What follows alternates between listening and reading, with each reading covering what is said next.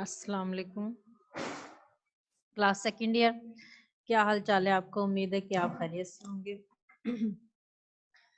बेटा हम पढ़ रहे हैं अपना chapter number 12 foreign trade off Pakistan, Pakistan की तिजारत खारजा के बारे में।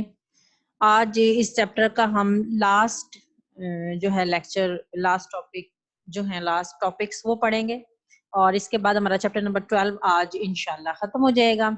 नेक्स्ट जो है लेक्चर में कल से इंशाल्लाह लास्ट अपना जो चैप्टर है चैप्टर नंबर 13 उसको स्टार्ट करेंगे। हम अपना करने लगे हैं चैप्टर नंबर 12 का लास्ट जो टॉपिक्स हैं अपने उनको हम स्टार्ट करने लगे हैं। आज का जो हमारा टॉपिक है हमने पढ़नी है रीजनल ऑर्गेनाइजेशंस या इलाकाई ताउन की तंजीमें हमने पढ़नी है। आज के जो हमारा लेक्चर है उसमें हमने इन तंजीमों के बारे में देखना है। पहले तो हम ये देखेंगे कि इलाकाई ताउन की तंजीमें या रीजनल ऑर्गेनाइजेशंस क्या होती है। रीजनल ऑर्गेनाइजेशंस या इलाकाई ताउन की तंजीमें ये क्या होती हैं? 20वीं सदी को ये जो अभी हम 21वीं सदी में हैं, इससे पिछली जो सदी थी 20वीं सदी, उसमें दुनिया के अहम वाक़यात रूनुमा हुए। इस सदी में जहां दो जंगे अजीम हुई, जंग अजीम अव्वल और जंग अजीम दो, जैसा कि आपने इसी पाक स्टडी में ये बात पढ़ी होगी कि जंग अजीम अव्वल का आगाज 1914 में हुआ और इसके अलावा जो जंग अजीम दोम है उसका आगाज 1939 में हुआ। तो इस सदी में जहां दो जंग अजीम हुई वहां पर एक सर्द जंग भी देखने में आई, जिसके नतीजे में ये जो यूनाइटेड स्टेट ऑफ रशिया था, रूस, वो टुकड़े टुकड़े हो गया और इसके नतीजे में 6 इस्लामी रियासतें वजूद में आई, जिनमें आज़रबाईजान, तुर्कमानिस्तान, ताजिकिस्तान, किर्गिस्तान वगैरह शामिल हैं। ये तो थी उस 20वीं सदी के कुछ अहम वाक़यात। एक तरफ तो ये तो थे इसके मनफी पहलू, यानी दो जंगें अजीम हुई इस 20वीं सदी में और एक सर्द जंग हुई जिसके नतीजे में रूस जो है वो टुकड़े टुकड़े हो गया। इसके अलावा 20वीं सदी में ही दुनिया में बहुत सारी पॉजिटिव चेंजेस भी देखे गए, मस्बित तब्दीलियां भी आई, जिनमें आपस में रीजनल कोऑपरेशन, इलाकाई ताउन देखने में आया कि बहुत सारे ममालिक ने अपने दरमियान इलाकाई ताउन को फ़रोग़ देना शुरू किया। जैसे कि जब दूसरी जंग अजीम ख़त्म हुई, दूसरी जंग अजीम के बाद जो मगरबी ममालिक थे उन्होंने आपस में इंटीग्रेशन को फ़रोग़ दिया, यानी आपस में इश्तराकियत को फ़रोग़ दिया और इसका मकसद ये था कि जितनी सोशलिज्म है उसके ख़तरात को कम किया जा सके। इसी किस्म का रुझान जब यूरोप में देखने में आया तो उसके बाद अगर हम देखें तो एशिया में भी इसी किस्म का रुझान देखने में आया। इस रुझान का बुनियादी मकसद क्या था? इसका बुनियादी मकसद ये था कि जितने भी इश्तराकी ममालिक हैं उनकी ताकत को कम किया जाए और इसी सिलसिले में अगर हम बात करें एशियाई ममालिक की तो इन ममालिक में हमें दो तंजीमें देखने में आती हैं, जो दो तंजीमें वजूद में आई। एक जो है सार्क की तंजीम और दूसरी माशी ताउन की तंजीम। तो अपने इस चैप्टर में ये जो अभी हमने आज टॉपिक पढ़ना है, इस टॉपिक में हम आज इन्हीं दो तंजीमों का जिक्र करेंगे। पहली तंजीम है हमारी माशी ताउन की तंजीम या इंग्लिश में इसको कहते हैं इकोनॉमिक कोऑपरेशन ऑर्गेनाइजेशन, ECO। और दूसरे नंबर पर जिस तंजीम का हम जिक्र करेंगे वो है सार्क की तंजीम। और सार्क की तंजीम south Asian association for regional cooperation, SAARC की तंजीम को हम यहाँ पर देखेंगे।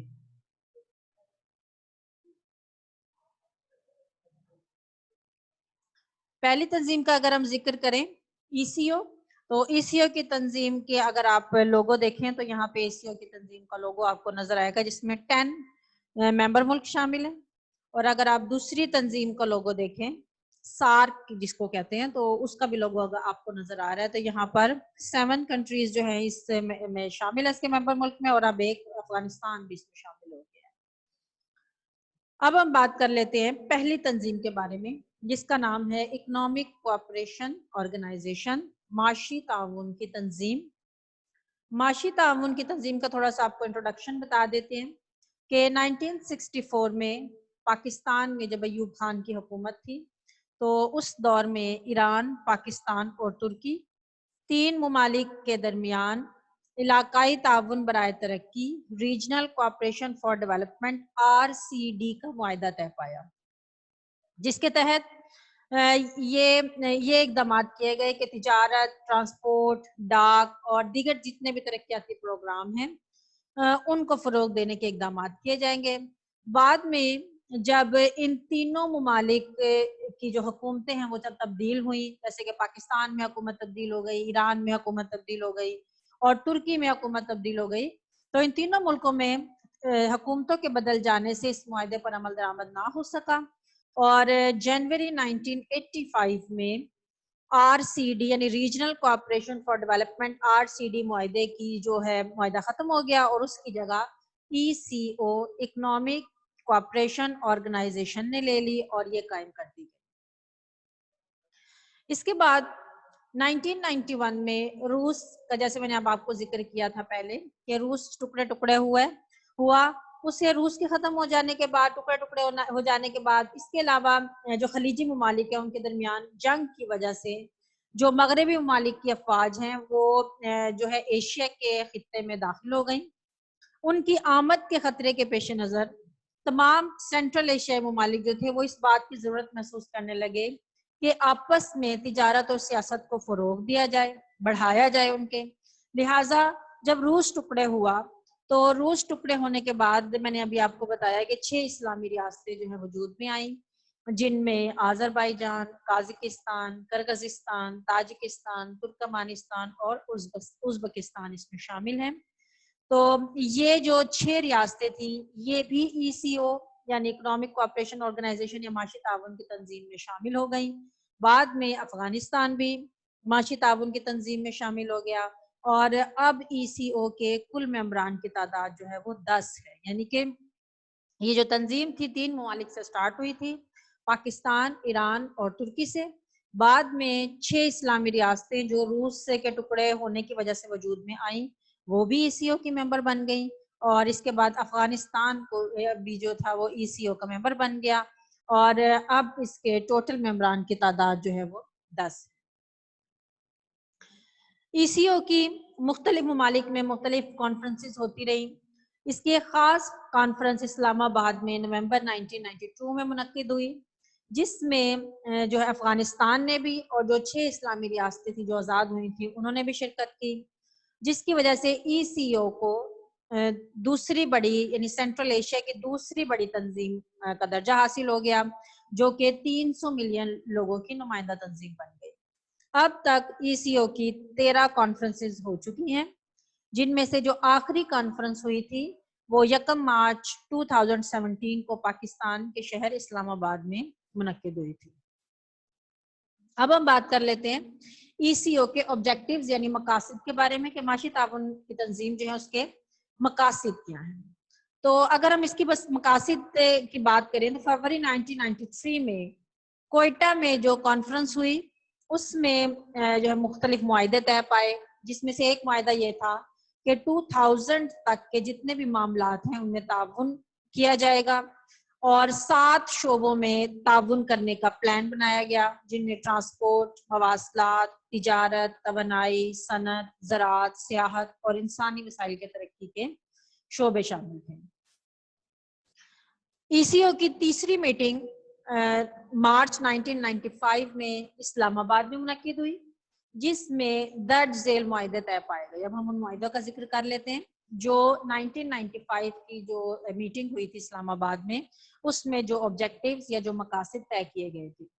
پہلا مقصد establishment of bank of ECO for trade development, یعنی ECO تجارتی اور ترقیاتی بینک کا قیام، اور یہ بینک جو ہے وہ ترکی میں قائم کرنے کا فیصلہ کیا گیا۔ Next, to select the articles for shipping and air companies for ECO shipping company اور فضائی کمپنیوں کے آرٹیکلز کا انتخاب کرنا، یہ بھی اس میٹنگ میں شامل تھا اس کے ایجنڈے میں۔ تیسرا معاہدہ جو طے پایا گیا، یہ تیسرا مقصد، to establish reinsurance companies of ECO in Pakistan, ECO کی ری انشورنس کمپنی کا قیام جو پاکستان میں قائم کی جائے گی۔ نیکسٹ ہے ایگریمنٹ آن ٹرانزٹ ٹریڈ یعنی ٹرانزٹ تجارت کے معاہدے. اس کے بعد اس کا 5واں جو آبجیکٹو تھا وہ visa facilities among member countries to increase trade activities. Visa کی آسانی کے معاملات تاکہ کاروباری افراد کو ویزا جو ہے وہ آسانی کے ساتھ فراہم ہو سکے اور ممبر جو کنٹریز ہیں ان میں جو ٹریڈ ایکٹیویٹیز ہے اس میں اضافہ کیا جا سکے. یہ تھے جو مین آبجیکٹیوز جو پاکستان کے جو شہر اسلام آباد میں ہونے والی میٹنگ 1995 میں مقرر کیے گئے طے کیے گئے. اس کے علاوہ ای سی او کے کچھ مقاصد اور بھی ہیں. اب ای سی او کے مزید مقاصد کیا ہیں؟ نمبر 1 اگر ہم دیکھ لیں تو mobilisation and utilisation of E C O regions material resources, یعنی ای سی او ریجن یعنی ای سی او کی جو 10 ممبر ممالک ہیں ان کے درمیان مادی وسائل کی حرکت پذیری اور مادی وسائل کا بہتر استعمال کرنا بھی اس کے آبجیکٹیو میں شامل ہے. Next effective utilisation of the agricultural and industrial potentials of E C O regions, یعنی ای سی او کے ممبر ممالک کے درمیان زرعی اور صنعتی پیداوار کو مؤثر بنانا اور اس کا بہتر استعمال کرنا. نیکسٹ ہے regional cooperation for drug abuse control, ecological and environmental protection and strengthening of historical and cultural ties among the people of the ECO region. ECO کے ممبر ممالک کے جو لوگ ہیں ان لوگوں کے درمیان انسداد منشیات یعنی منشیات کے روک تھام کے لیے، ماحولیاتی یا موسمیاتی تحفظ کے لیے اور تاریخی اور ثقافتی جو ہمارے ورثے ہے اس کے تحفظ کے لیے علاقائی تعاون کو فروغ دینا بھی ای سی او کے آبجیکٹیو میں شامل ہے. اس کے بعد mutually beneficial cooperation with regional and international organization, اس کے علاوہ مزید علاقائی اور بین الاقوامی تنظیموں کے درمیان باہمی تعاون کو فروغ دینا، یہ بھی ای سی او کے ایجنڈے پر یا ای سی او کے مقاصد میں شامل ہے. یہ ابھی ہم نے پڑھی پہلی تنظیم جس کا نام ای سی او یعنی معاشی تعاون کی تنظیم ہے. اب معاشی تعاون کی تنظیم کی ایکٹیویٹیز یعنی معاشی تعاون کی تنظیم کرتی کیا ہے، یعنی کن کن شعبوں میں اپنا اہم کردار ادا کر رہی ہے. تو معاشی تعاون کی تنظیم ان شعبوں میں اپنا اہم کردار ادا کر رہی ہے. وہ شعبے کون کون سے ہیں؟ ٹریڈ اینڈ انویسٹمنٹ، تجارت اور سرمایہ کاری، ٹرانسپورٹ اینڈ ٹیلی کمیونیکیشن، ذرائع نقل و حمل اور ذرائع مواصلات، ڈرگ کنٹرول، انسداد منشیات، انرجی توانائی، منرلز اینڈ انوائرمنٹ، معدنیات اور ماحولیات، ایگریکلچر، زراعت، انڈسٹری، صنعت اینڈ ٹورزم اور سیاحت، ہیومن ریسورسز انسانی وسائل and sustainable development projects and economic research and statistics. اس کا مطلب ہے کہ معاشی ترقی اور مستحکم ترقی کے جو منصوبے ہیں ان پروجیکٹس کے لیے بھی کام کرتی ہے اکنامک ای سی او. اس کے بعد strategic developing of international relations, بین الاقوامی تعلقات کو فروغ دینے میں بھی ای سی او اپنا اہم کردار ادا کر رہی ہے. تو یہ تھے ای سی او کی ایکٹیویٹیز کہ کہاں کہاں پر کن کن شعبوں میں معاشی تعاون کی تنظیم اپنا کردار ادا کر رہی ہے.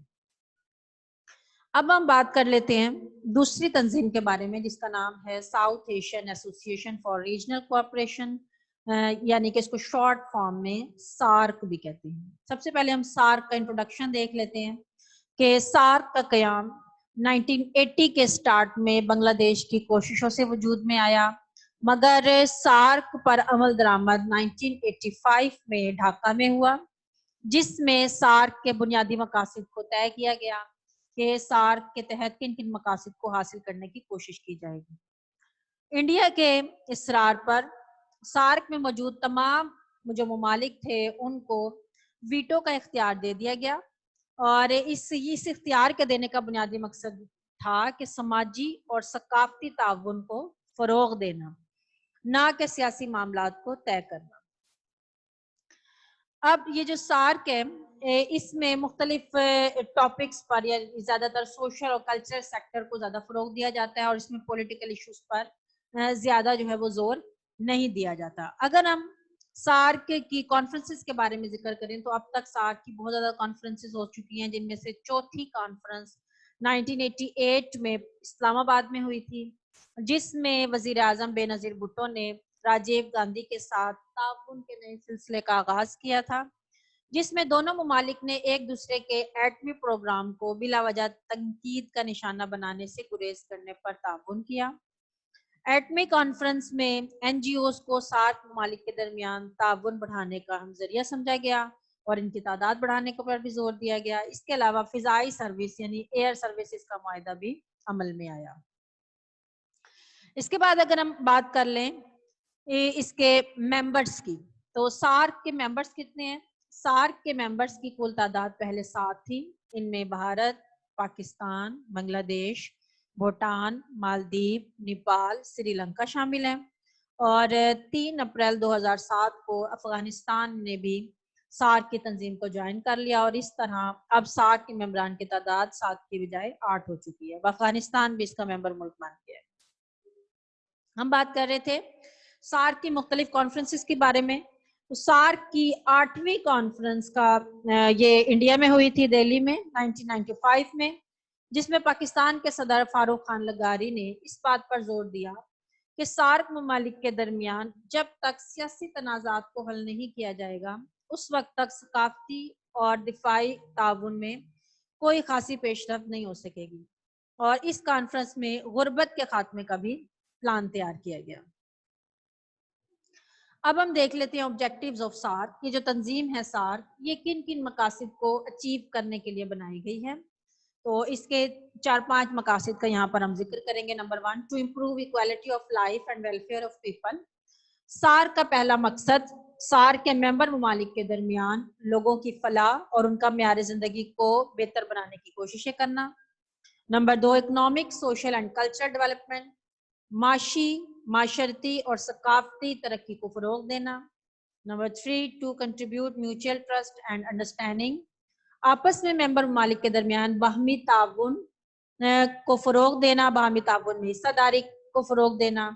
To strengthen cooperation among themselves and other developing countries, SAARC کے جو ممبر ممالک ہیں ان کے آپس کے درمیان، اور اس کے علاوہ وہ ممبر جو سارک، اس کے علاوہ وہ ممالک ڈیولپنگ کنٹریز جو سارک کی ممبر نہیں ہیں ان کے درمیان بھی باہمی تعاون کو مستحکم کرنا، ان کو فروغ دینا۔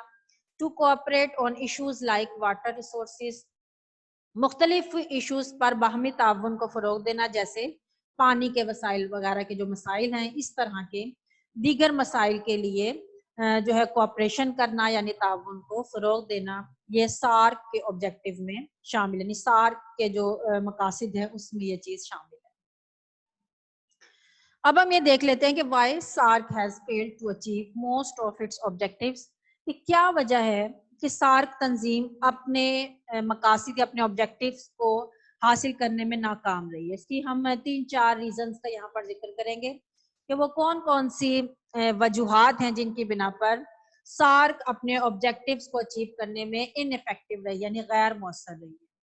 تو سارک تنظیم کی ناکامی کی پہلی وجہ اگر ہم دیکھیں تو سارک تنظیم کی ناکامی کی پہلی وجہ بھارت کا حکمرانہ رویہ، یعنی بھارت بھی ہم نے دیکھا کہ سارک ممبر میں شامل ہے، سارک تنظیم کے ممبران میں، اور اس ممبران کے درمیان وہ اپنا حکمرانہ رویہ اپناتا ہے، جس کی وجہ سے باقی ممبر کو ان کا یہ حکمرانہ رویہ پسند نہیں آتا، اور یہی وجہ ہے کہ سارک اب تک اپنے موسٹ آف دا آبجیکٹس جو ہے ان کو اچیو کرنے میں ناکام رہی ہے۔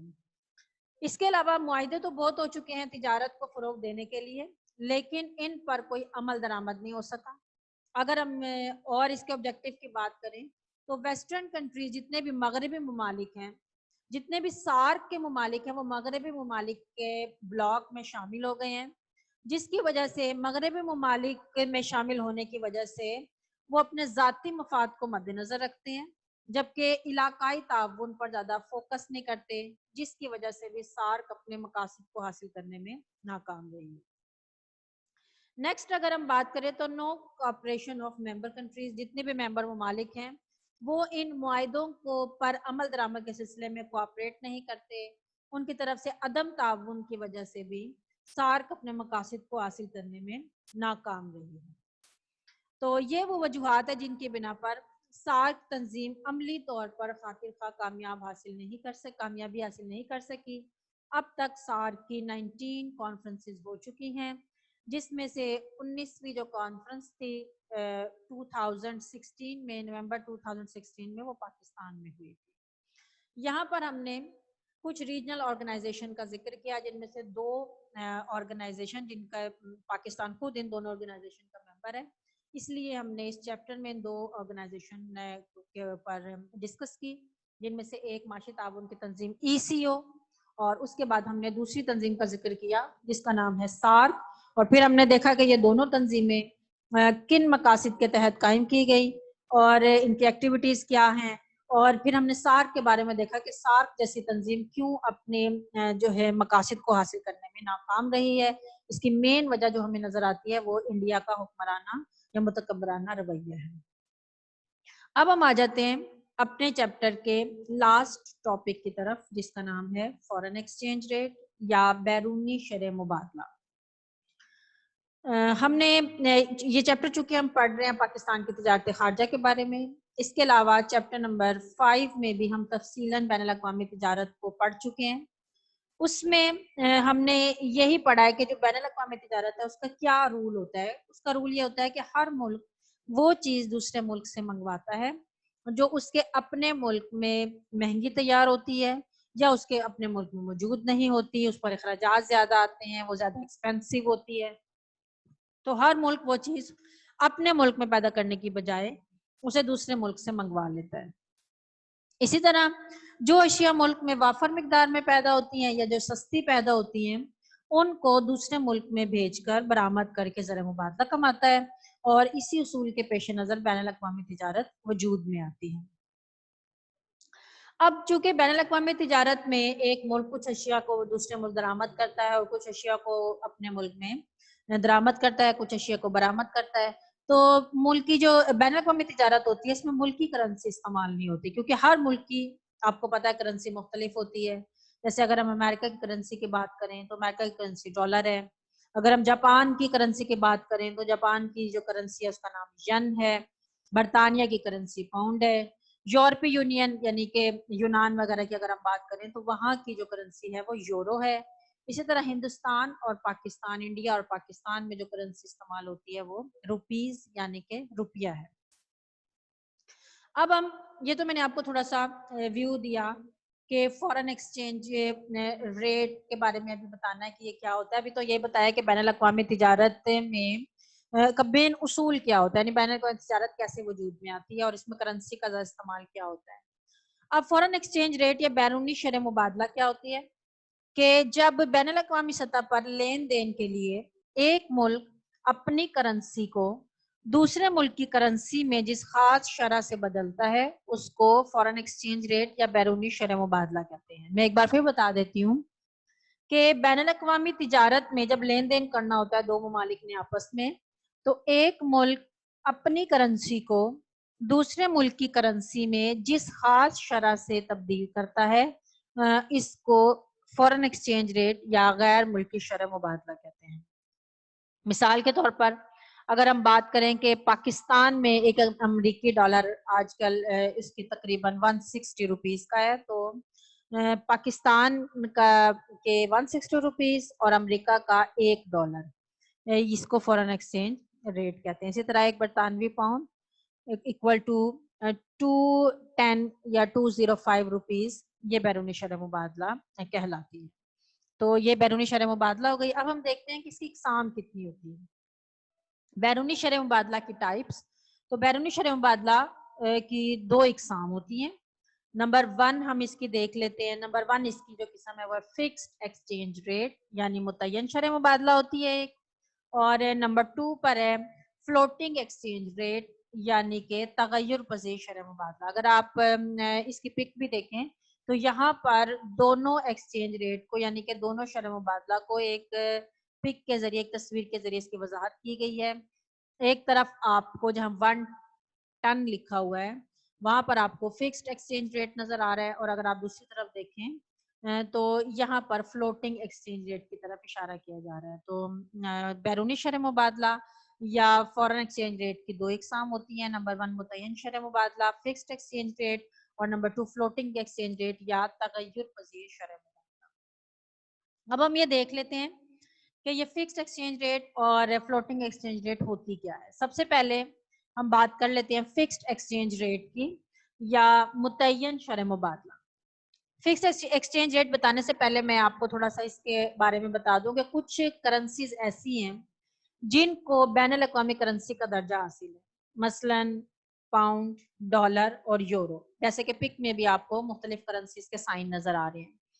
تو کچھ کرنسیز ایسی ہیں جن کو بین الاقوامی کرنسیوں کا درجہ حاصل ہے کیونکہ یہ کرنسیاں پوری دنیا میں قابل قبول ہوتی ہیں اور ان کے بدلے پوری دنیا میں کسی بھی ملک میں جا کر آپ بین الاقوامی سطح پر اشیاء و خدمات کی خریداری جو ہے وہ کر سکتے ہیں، لین دین کر سکتے ہیں. اس کے علاوہ گولڈ، سونا، اس کو بھی بین الاقوامی کرنسی کا درجہ حاصل ہے. یہ پک میں آپ کو یہ مختلف کرنسیز اور گولڈ کا بھی سائن نظر آ رہا ہے. اس کا مطلب یہ ہے کہ یہ وہ کرنسیز اور گولڈ ہے جن کو پوری دنیا میں بین الاقوامی یعنی انٹرنیشنل کرنسی کا درجہ حاصل ہے اور یہ دنیا کے تمام ممالک میں قابل قبول ہیں لین دین کے لیے، اور ان کی مدد سے آپ دنیا کے کسی بھی ملک میں اشیاء و خدمات کا لین دین کر سکتے ہیں.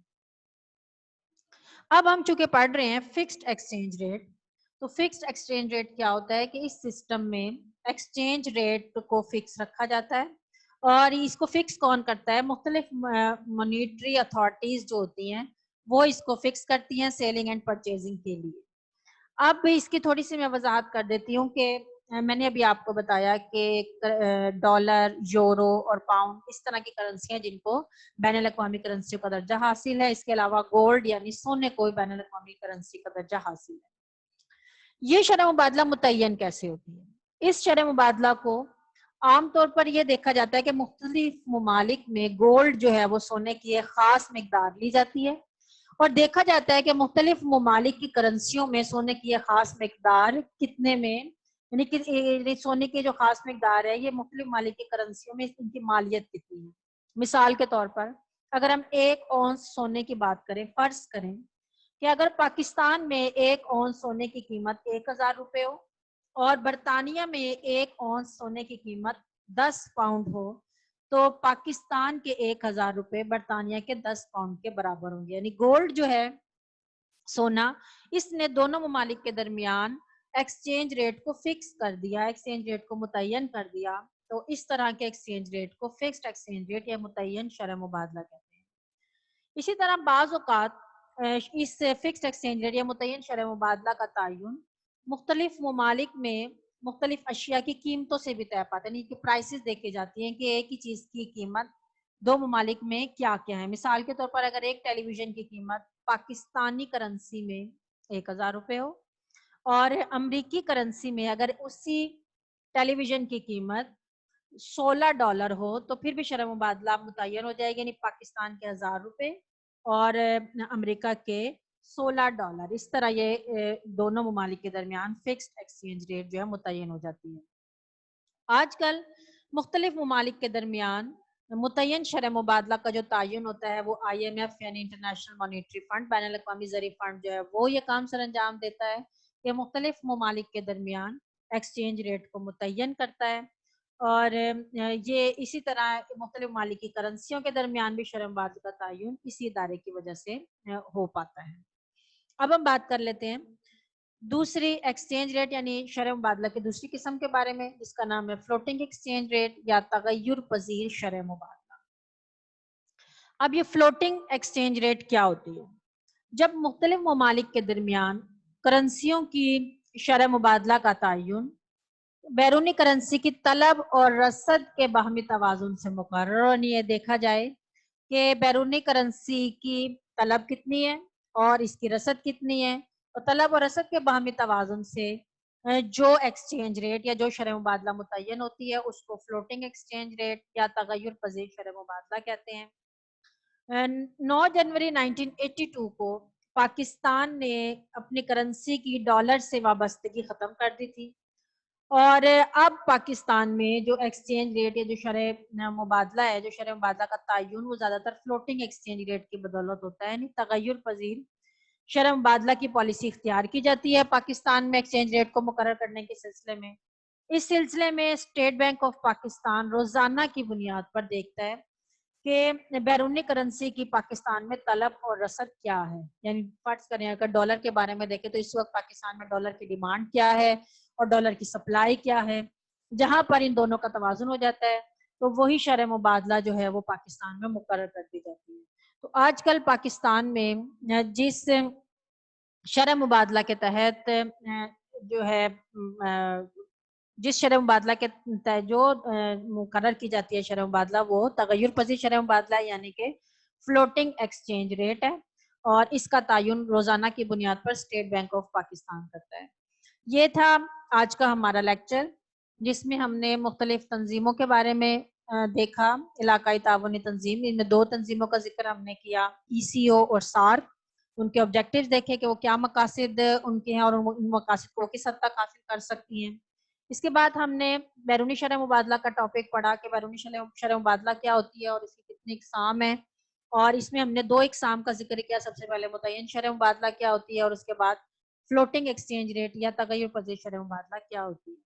آج کے ٹاپک کے بارے میں اگر آپ کے ذہن میں کوئی کوشچن ہے تو آپ اب وہ کوشچن کر سکتے ہیں، اور آپ کا یہ ہوم ورک ہے کہ آج کے ٹاپک سے ریلیٹڈ تمام شارٹ کوشچن آپ نے تیار کرنے ہیں.